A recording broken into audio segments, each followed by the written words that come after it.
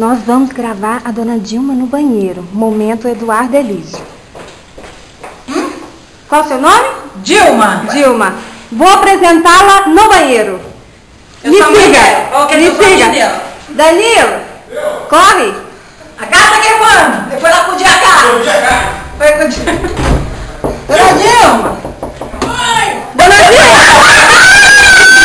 Dona Dilma, olha pra mim.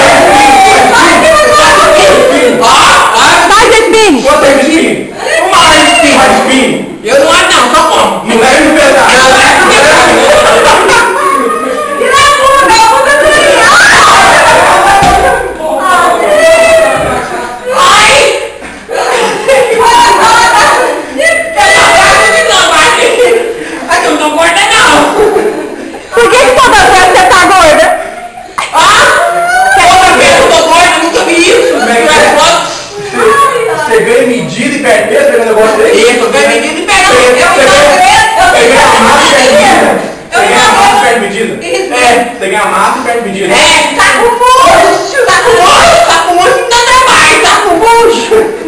Nossa, tá comigo que eu quero imitar eu, tá vendo? Dani, depois você faz prancha no meu cabelo de novo.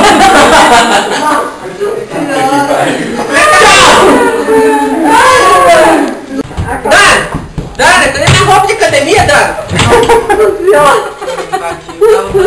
Roupa de academia. Meu Deus. Então, entrou aqui. Amém. Ô, Dani, acorda, Dani. Vai na chuva de academia, eu tô atrasada. Acorda, Daniel. Você pôs minha calcinha, Dani. Quer calcinha que o já me deu?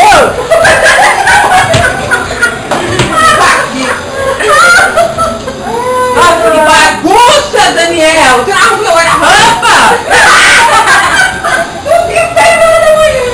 Meu Deus do céu!